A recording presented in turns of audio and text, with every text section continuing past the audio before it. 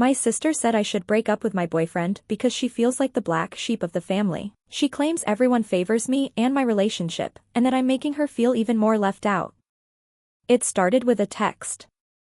My sister, Leah, sent me a long, emotionally charged message that stopped me in my tracks. She said she felt like the black sheep of the family, always overlooked, always on the outside. But what really struck me was her claim that my relationship with my boyfriend, Adam, was the final straw. She said I was making her feel even more left out and went so far as to suggest I break up with him. At first, I didn't know how to process it.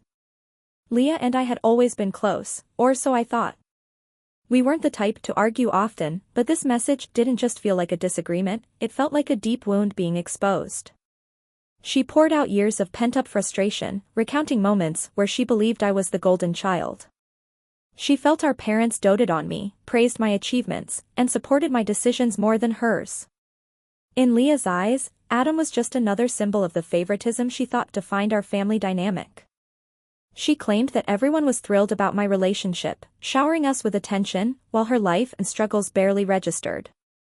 I didn't see it that way, but her words hit me harder than I expected. Growing up, I always thought of Leah as the outgoing, carefree one. She had a sharp wit and a magnetic personality that drew people in effortlessly. Meanwhile, I was the more reserved, responsible sister, the one who worked hard, followed the rules, and rarely rocked the boat. I never imagined she saw me as someone who overshadowed her. When I called her to talk, her voice was heavy with emotion. She recounted how, at family gatherings, our parents would ask me about Adam and our plans for the future while glossing over her life entirely. She felt like she had to fight for attention, like she wasn't enough on her own. "Do you even realize how hard it is to be compared to you all the time?" she asked. "It's like nothing I do is good enough. And now, with Adam, it's like the gap just keeps getting wider." I tried to reassure her, but every explanation I gave seemed to make things worse. She accused me of being oblivious, of not understanding how isolated she felt. I wanted to defend myself, to tell her that I never asked for special treatment, but something in her voice stopped me. It wasn't anger, it was pain. After that conversation, I started replaying past events in my head. Was she right? Had I unknowingly contributed to her feeling like the black sheep? I remembered family dinners where our parents would beam at me after I shared good news, while Leah sat quietly. I thought about how they always asked her when she was going to settle down, as if her life wasn't valid without a partner. Leah's frustrations with Adam seemed to go deeper than just jealousy. It wasn't about him as a person, she actually liked him when they first met. But in her mind, our relationship symbolized everything she felt she lacked: attention, approval, and a sense of belonging. I started to wonder if she was projecting her feelings about our family dynamic onto my relationship. But at the same time, I couldn't ignore how real her pain was. Her words forced me to see the cracks in our bond, cracks I hadn't noticed or had chosen to ignore. The hardest part was realizing that Leah didn't just want me to break up with Adam, she wanted to feel seen, heard, and valued. Her request wasn't really about him. It was about her place in our family and, by extension, in my life. For days, I wrestled with how to handle the situation. Should I distance myself from Adam to prove to Leah that she mattered more? Should I confront our parents about the way they treated us differently? Or was this something deeper, something that couldn't be fixed with a single gesture or conversation? In the end, I realized that this wasn't just about Leah feeling like the black sheep. It was about how we, as a family, had failed to create space for her to feel equally important. And it was about me understanding my role in that dynamic, whether intentional or not. As I prepared to talk to Leah again, I knew this wasn't going to be an easy fix. But if there was one thing I was sure of, it was that I didn't want to lose her. Whatever it took, I was determined to rebuild our relationship, one honest conversation at a time. After my conversation with Leah, I couldn't shake the guilt that settled in my chest. Her words echoed in my mind, making me second-guess every interaction we'd ever had. I spent days dissecting our family dynamics, looking for the moments that might have made her feel invisible. The more I thought about it, the more I realized how deep the problem went, and how little I'd noticed before. Growing up, our parents always celebrated my achievements with a kind of unrestrained pride. When I got good grades, they framed my certificates. When I landed my first job, they bragged to their friends. Leah's accomplishments, on the other hand, were met with a polite nod or a brief "good job." I never saw it as favoritism at the time, I just assumed she didn't care as much about recognition. But now I understood how wrong that assumption had been. The issue wasn't just about me or Adam, it was about years of subtle, unspoken comparisons that had chipped away at Leah's confidence. And yet, I couldn't ignore the fact that my relationship seemed to amplify those feelings. Adam and I had been together for 2 years, and my family adored him. My mom often called him the son we never had, and my dad treated him like an honorary member of the family. Every time we visited, they asked about our future, when we'd get engaged, where we'd live, what kind of wedding we wanted. I thought it was harmless, but to Leah, it was a constant reminder of what she felt she lacked. Leah had dated on and off, but she'd never introduced anyone serious to the family. She once told me it was because she didn't want to deal with the inevitable comparisons. Mom and Dad would just find a way to make me feel like my relationship wasn't good enough, she'd said. At the time, I thought she was being dramatic. Now, I wasn't so sure. Determined to make things right, I decided to talk to our parents. I needed to understand why they treated us so differently and how we could start fixing it. The conversation didn't go as planned. When I brought up Leah's feelings, my mom looked genuinely surprised. "Leah feels like the black sheep?" "That's ridiculous," she said, waving her hand dismissively. "We love you both equally." "But it doesn't feel that way to her," I argued.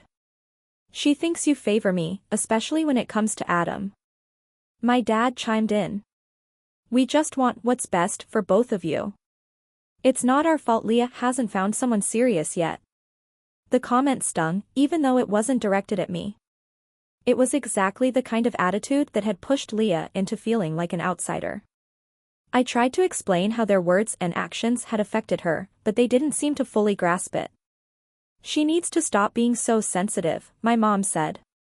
"If she feels left out, that's on her, not us."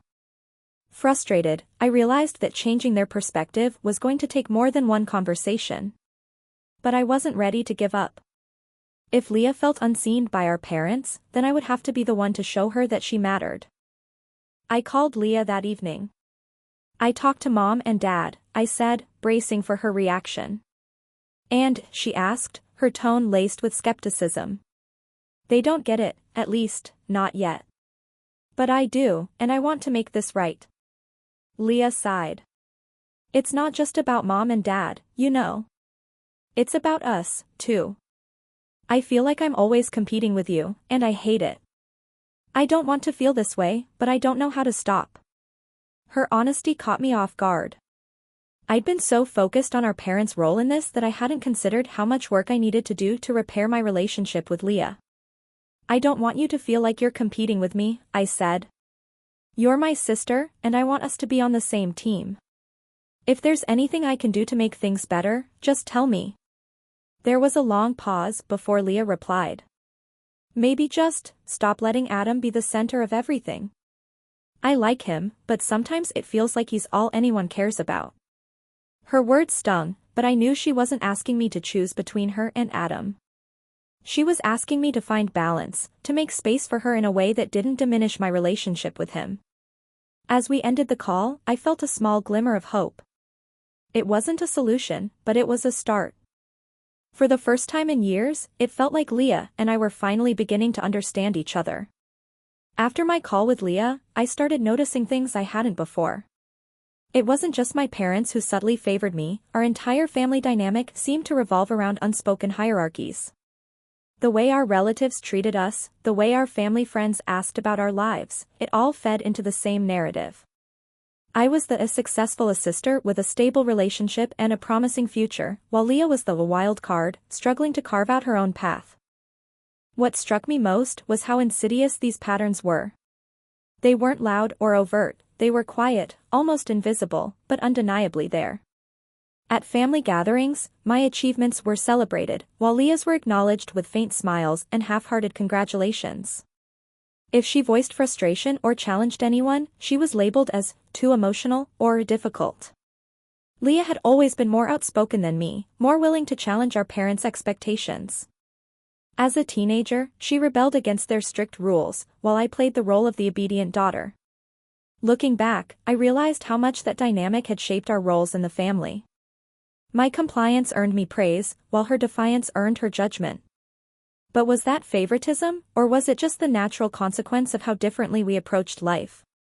The line wasn't as clear as I wanted it to be, and that uncertainty gnawed at me. Adam, to his credit, had noticed something was wrong. He asked me about it one night while we were watching TV. "You've been quiet lately," he said. "What's going on?" I hesitated before telling him about my conversations with Leah. He listened intently, his expression growing more serious as I explained her feelings and how they related to our relationship. "I didn't realize she felt that way," he said when I finished. "I mean, I know your parents love us together, but I didn't think it was causing a problem." "It's not just you," I said quickly. "It's everything, how they treat us, how they compare us. But I think you've become a symbol for all of it. She feels like she can't compete with what we have." Adam frowned. "Do you think I should stay away from family events for a while? Maybe give her some space?" His suggestion caught me off guard. It was thoughtful, but it also felt drastic. "I don't think that's the answer," I said. "This isn't about you. It's about how I've let things play out. I need to figure out how to support Leah without making her feel like an afterthought." Still, his willingness to step back made me wonder if I had been unintentionally prioritizing my relationship over my sister. Was I so caught up in the glow of my parents' approval that I'd ignored how it affected Leah? A few days later, I decided to test the waters. I invited Leah out for coffee, just the two of us. I wanted to talk to her away from the noise of our family and without Adam as a factor. When she arrived, I could tell she was guarded. She sat across from me, her arms crossed, her expression skeptical. "So, what's this about?" she asked. "I just wanted to spend some time with you," I said. "No distractions, no family, just us." Leah raised an eyebrow but didn't say anything. I took a deep breath and plunged ahead. "I've been thinking a lot about what you said," I began. "And I realize now that I haven't been as supportive as I should have been. I think I've let myself get too comfortable with the way things are, and that's not fair to you." Her expression softened slightly, but she still seemed hesitant. "It's not just about support," she said. "It's about feeling like I matter. Sometimes it feels like I'm just there, you know? Like everyone's focused on you, and I'm just in the background." Her words hit me like a punch to the gut. I wanted to argue, to tell her she wasn't just in the background, but I knew that wasn't how she saw it.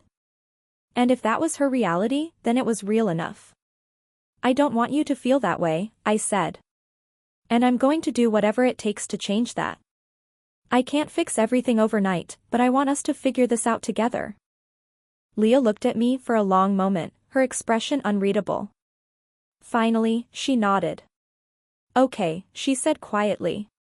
"But this isn't just about talking. I need to see that things are going to change." "I know," I said. "And they will." As we finished our coffee, I felt a small but significant shift between us.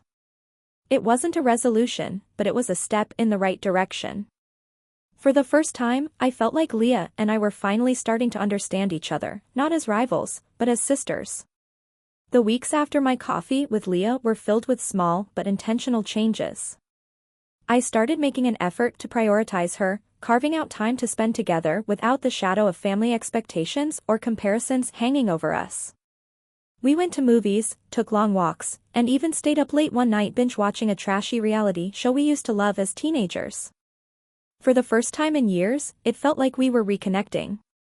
But even as things improved between us, I couldn't shake the tension that lingered beneath the surface.